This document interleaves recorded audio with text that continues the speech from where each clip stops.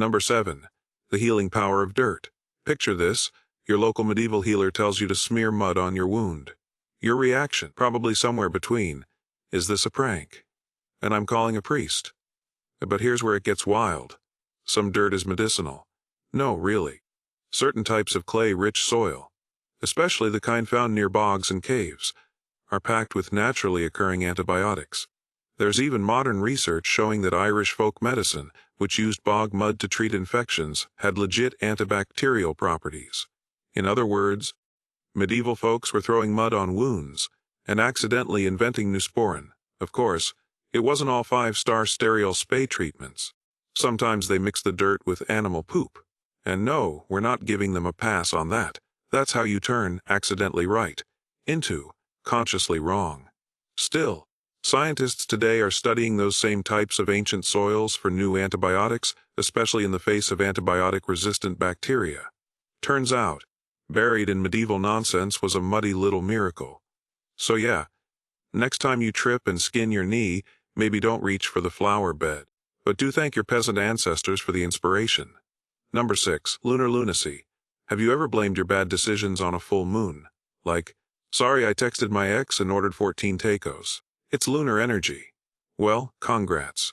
You share a belief with medieval jailers, doctors, and basically every village goat whisperer. In the Middle Ages, people were convinced that the moon could affect human behavior, especially the full moon. They thought it caused madness, seizures, and even spontaneous hair growth, because why not throw in werewolves while you're at it? The word lunatic literally comes from luna, Latin for moon, and while it sounds like superstition with a sprinkle of celestial drama, modern science hasn't totally debunked it. Some studies suggest a slight uptick in sleep disturbances and emergency room visits during full moons. It's not definitive, but it's enough to make scientists go, being HME, maybe those torch-wielding villagers were onto something. Here's the working theory. The full moon might mess with melatonin production, especially before artificial lighting existed. Which means medieval people weren't just scared of glowing circles in the sky. They were tired and cranky because their circadian rhythms were fried. So were people howling at the moon out of superstition? Yes. But were their bodies also slightly confused by moonlight and sleep deprivation? Also yes. Basically, the moon's not making you crazy. Your lack of REM sleep is. But sure, blame the moon. It can take it. Number 5. Corpse medicine. Yum. Alright, time to get gross. Buckle up. Medieval Europe had this charming little trend called corpse medicine. That's right. People ate bits of dead bodies to cure disease. Blood, bones, mummy dust. If it came from a corpse, someone probably turned it into a medieval smoothie. Before you gag, okay. After you gag, here's the weird twist. Parts of this idea kinda made sense. For example, blood was believed to hold vitality. And today we know blood is full of iron, electrolytes, and proteins. In fact, modern medicine uses plasma transfusions and even experimental, young blood treatments for certain conditions. One of the most famous corpse cures was mumia, ground up ancient Egyptian mummies. People believed it cured everything from headaches to internal bleeding. Spoiler, it did not. But some other recipes included moss scraped from skulls used to treat epilepsy. Sounds deranged, but turns out certain mosses and lichens have antimicrobial properties. Look, we're not saying cannibalism is good. Let's be extremely clear on that. But when you sift through the horror and the grave robbing, a few of the ideas behind corpse medicine pointed toward real biological functions, like the body's nutrients or how minerals can be absorbed for healing. Still, maybe skip the bone broth. It was made from a guy named Juff who died last week. If you enjoyed this video, please give it a like and consider subscribing to my channel. It means a lot to me. Number 4. Astrology was the OG diagnostic tool. Before WebMD, before thermometers, before even guessing, medieval doctors had the stars. That's right. If you showed up with a nasty cough in the year 1342, your physician might consult your star chart before even looking at your throat. Sounds ridiculous, yes, but also kind of brilliant, in a throw spaghetti at the cosmos and see what sticks kind of way. Here's the thing, astrology was less Capricorn rising means you're toxic, and more like a medieval calendar of bodily functions. People believed that different zodiac signs ruled different parts of the body. Aries for the head, Taurus for the neck, Gemini for the lungs, and so on. Which, okay, sounds like the setup for a horoscope-themed Mortal Kombat tournament, but stay with me. This system accidentally introduced the concept of chronobiology, the study of biological rhythms tied to time, seasons, and yes, even celestial cycles. Today, we know that things like hormones, sleep cycles, and even organ performance can fluctuate based on time of day or year. In other words, your body does, in fact, run on some kind of internal cosmic schedule. Now, did these stargazing docs know what they were doing? Absolutely not. They were drawing star maps on goat skin and diagnosing kidney stones with Saturn's position. But the root idea, that your body responds to external, possibly seasonal rhythms, wasn't totally bonkers. So yeah, your medieval horoscope wasn't great for dating advice, but as a clunky prototype for biological timing. Weirdly useful. Number 3, music therapy but with psalms and guilt. Close your eyes and picture a stressed-out medieval monk. What does he do to relax? Chant, obviously. Medieval thinkers believed music could heal the soul and the body.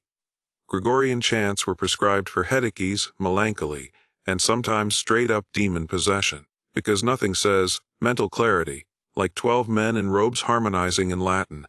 But here's the twist, they weren't wrong.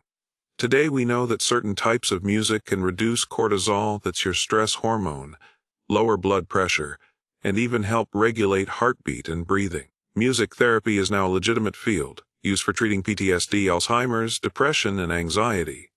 In other words, your medieval monk's Spotify playlist of soothing psalms for demonic influence might have been doing some real neural work.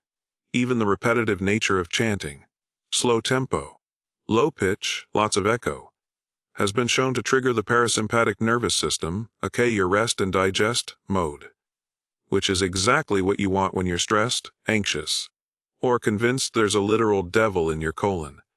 So yeah, medieval people turned to religious chanting to heal the body. And while they may have overpromised, this chant will fix your broken leg and possibly your taxes, they were accidentally pioneering the ancient version of lo-fi beats to heal to. Number 2. The healing power of screaming plants. Okay, so let's talk about mandrakes. In medieval lore, these root-shaped plants were basically the drama queens of the garden. People believed mandrakes screamed when pulled from the ground, like actual blood-curdling human screams, and if you heard it, you died. Instantly, because botany is apparently out for blood. To avoid this, people tied the plant to a dog and let the poor pup yank it out. Rip Fluffy, we hardly knew ya. But beneath this ridiculous, gothic horror plant mythology lies a surprising truth. Mandrakes actually do have potent chemical properties. They contain scopolamine and hyoscyamine, compounds that affect the nervous system. In modern terms, we use them in anesthetics, motion sickness patches, and sometimes even to treat gastrointestinal disorders. That's right, the screaming plant of medieval death legends. Turns out it's a pharmaceutical goldmine. Of course, dosage wasn't exactly their strong suit. A little mandrake might relax your spasms, a little more might knock you out. And a full medieval serving size could send you on a permanent spiritual journey with St. Peter. The myth of the mandrake screaming probably came from how human-shaped the roots looked. Combined with the plant's genuinely powerful effects, people assumed it had a soul, because, logic. So while no one's dying from plant screams these days, the idea that mandrakes were more than just weird vegetables, that part was totally legit. Number 1, quarantine, not just for 2020. Let's end with a belief that went from paranoid sailor superstition to public health cornerstone. In medieval Venice, incoming ships suspected of carrying plague had to wait 40 days before anyone could disembark. This practice was called quaranta journey, literally, 40 days. And boom, that's where we get the word quarantine. Now, they didn't understand germs or how diseases spread. They thought illness came from bad air, angry gods, or wearing the colored chartreuse during a waxing moon. But they did notice a pattern. If you keep sick people away from healthy people long enough, fewer folks die. Revolutionary stuff. Fast forward to today, and we know exactly how and why quarantine works.